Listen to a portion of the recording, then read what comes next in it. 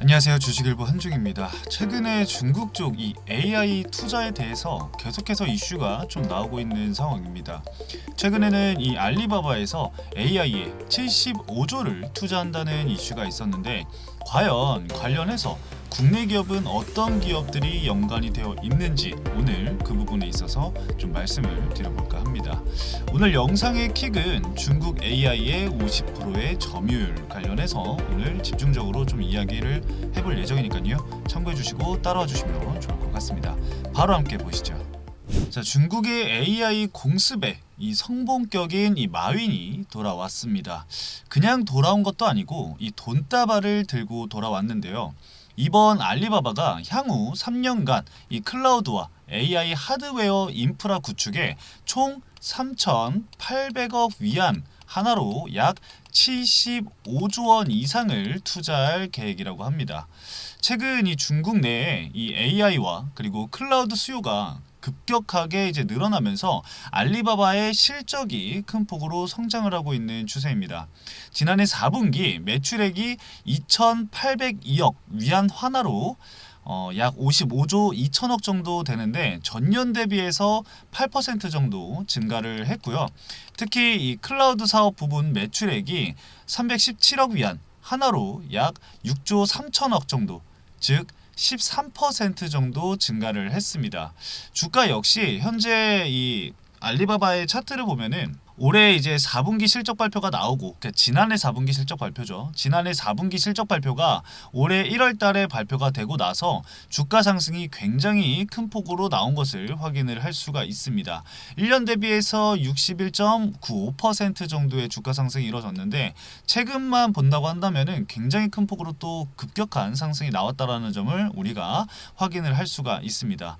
그만큼 이 중국 내 이 AI 산업이 큰 성장이 이루어지고 있다는 것을 우리는 확인을 할 수가 있는 부분이고요. 이번 AI에 대한 알리바바 투자가 지난 17일 베이징에서 열린 이 민영기업 심포지엄에서 이 시진핑이 이 마윈을 참석 명단에 참가시키면서 그에 대한 이 마윈의 준비한 최선의 화답이다라는 해석도 현재 나오고 있는 상황이죠. 제가 이렇게 돌아온 마윈이다라고 이렇게 표현을 했는데, 해당 내용을 좀 간단하게 말씀을 좀 드려보면은, 때는 2020년 10월 상하이에서 열린 이 한 토론회에서 마윈이 지금 굉장히 근심 걱정을 가득한 이 사진을 제가 가지고 왔는데, 이 마윈이 중국 지도부에 이 금융 규제가 혁신을 질식시킨다라는 이른바 이 전당포식 규제 발언을 쏟아낸 직후에 마윈은 공식 석상에서 돌연 사라지게 됩니다. 거기에 이 생사가 불분명하다는 이 소식까지 전해졌었죠. 중국에서는 왜 이런 일들이 발생을 하게 되면 사람이 없어지고 생사까지 확인이 안 된다라는 내용들이 계속해서 떠도는 걸까요? 참 이해가 가지 않습니다. 자, 이 위기는 마윈에서 끝나지가 않습니다. 당시 알리바바 역시 불이익을 받을 수밖에 없었는데, 알리바바의 계열사인 이 엔투그룹은 44조 규모의 이 홍콩과 그리고 상하이에서의 이 동시 상장을 준비를 하고 있었거든요. 근데 불과 48시간 만에 무산이 되었고요. 중국 정부가 2021년엔 이 알리바바가 반독점법을 위반했다면서 약 3조 6천억 원의 과징금을 또 부과를 하는 등 계속해서 이 알리바바와 마윈은 불이익이 이어졌다라고 볼 수가 있습니다. 당시 이 마윈은 이 일본과 그리고 싱가포르, 미국 등을 전전했지만 중국 자체, 중국 본토로는 돌아오지는 못했고요. 2023년도에는 엔트그룹의 지배권까지 포기하게 됐습니다. 이후에 이 중국 정부의 독점 완화 압박에 6개 이 독립사업부로 알리바바가 구조조정을 한 직후에는 마윈이 중국의 이 알리바바 본사에서 공식적으로 모습을 드러낼 수가 있었습니다. 그러니까 중국 정부가 압박해왔던 내용들을 받아들임으로써 다시금 마윈이 중국 본토로 돌아갈 수 있었다. 이렇게 우리가 해석을 좀 해볼 수가 있겠죠. 제가 갑자기 왜 이런 TMI를 이야기를 하느냐?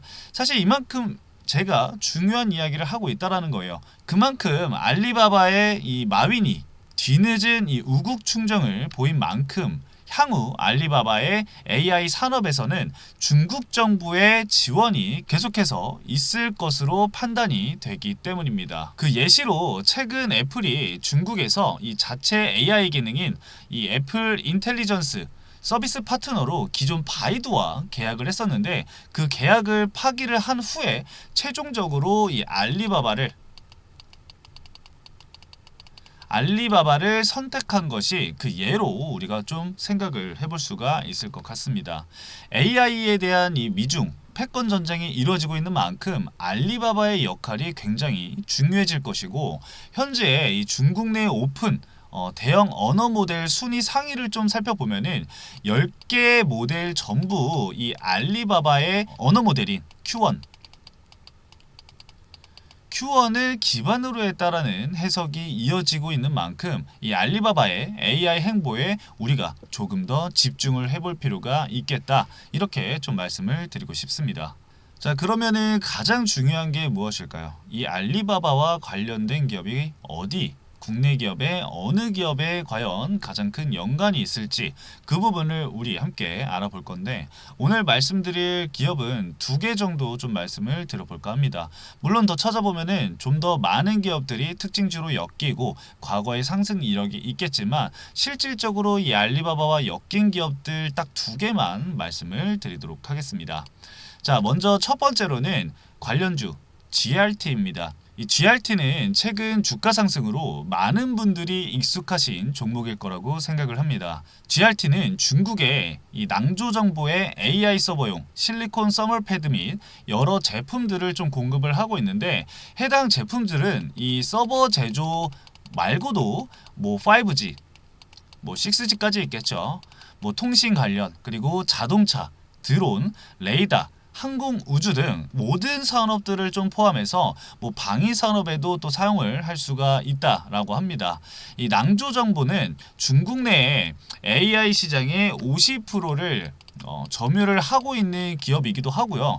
그리고 딥시크뿐만 아니라 이 텐센트, 그리고 알리바바, 그리고 바이두의 이 최대 서버의 공급사입니다. 그렇기 때문에 이 알리바바의 수혜뿐만 아니라 중국 내의 굵직한 기업들인 이 텐센트나 그리고 바이두의 향후 AI 투자가 진행이 된다라고 한다면은 GRT가 함께 부각을 받을 수 있다라는 거죠. 아직 시장에는 좀 큰 반응을 보이지 않고 있는 모습입니다. 다만 아까도 말씀을 드렸다시피 미국과 중국의 AI 패권 전쟁이 좀 심화될수록 관련 기업들의 주가 상승이 지속될 것으로 좀 판단이 되어지고 있습니다.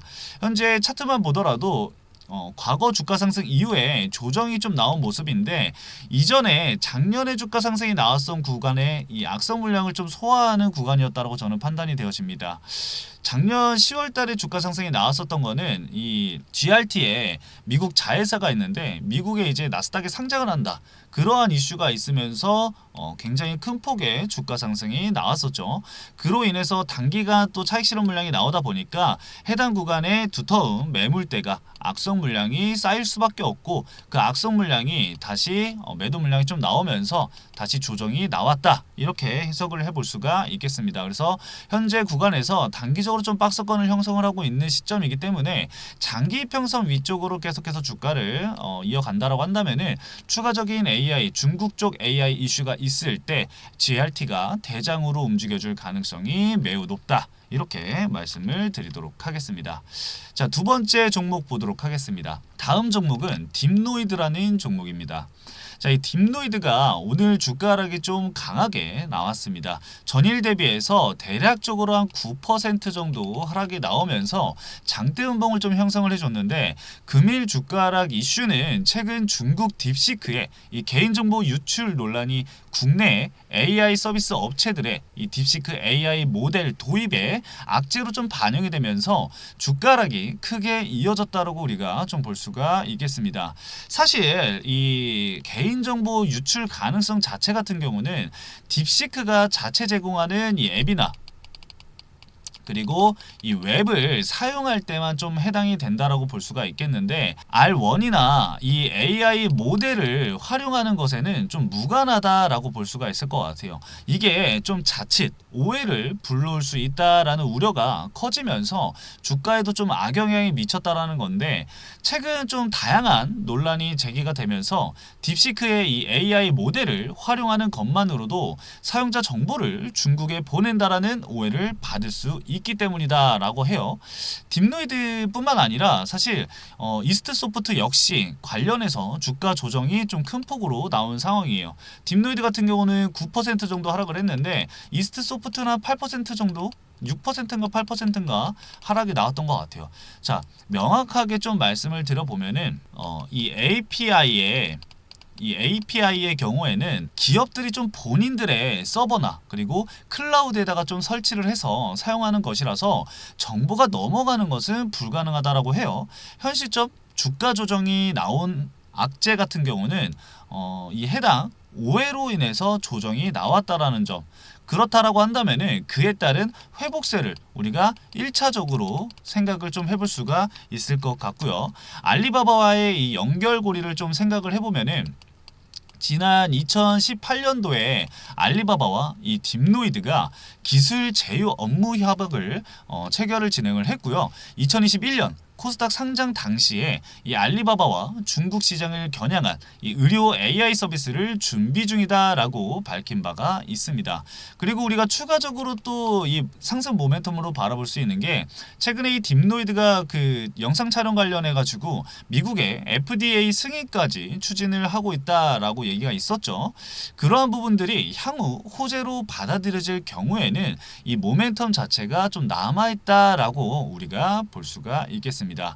그 외적으로 보면은 뭐 딥노이드나 아니면은 제 앞에 설명드렸었던 GRT 같은 경우, 이 두 개 종목을 제외를 하고 나면은 뭐 모트렉스라던가 아니면은 이니텍, 이렇게 뭐 두 가지 정도도 알리바바와 엮여서 뭐 특징주로 상승이 좀 일부 나왔었던 기업들인데, 그냥 참고만 좀 해주시면 좋을 것 같고, 제가 오늘 설명드린 두 개의 기업에 대해서 좀 체크를 해두시고, 특히 이 딥노이드 같은 경우는 주가 조정이 일부 크게 나왔기 때문에 추가적으로 좀 저가 매수가 가능한 시점이 나올 수 있다, 이렇게 볼 수가 있겠습니다. 물론 추가적인 시세는 좀 지켜봐야겠지만, 현 시점에서 조정이 좀 더 나온다고 한다면은 엔벨로프선 하단선을 터치를 하게 되기 때문에 기술적 반등이 충분히 나올 수 있는 구간입니다. 그래서 여러분들이 꼭 현 시점 체크를 해야 되는 기업 중에 하나다, 이렇게 오늘 말씀을 드릴 수가 있을 것 같습니다. 자, 제가 오늘 준비한 영상은 여기까지입니다. 오늘도 내일도 넘치는 정보 속에서 이 시장을 주도하는 테마만 쏙쏙 골라 제공해드리는 주식일보가 되도록 하겠습니다. 시청해주신 여러분들 감사합니다.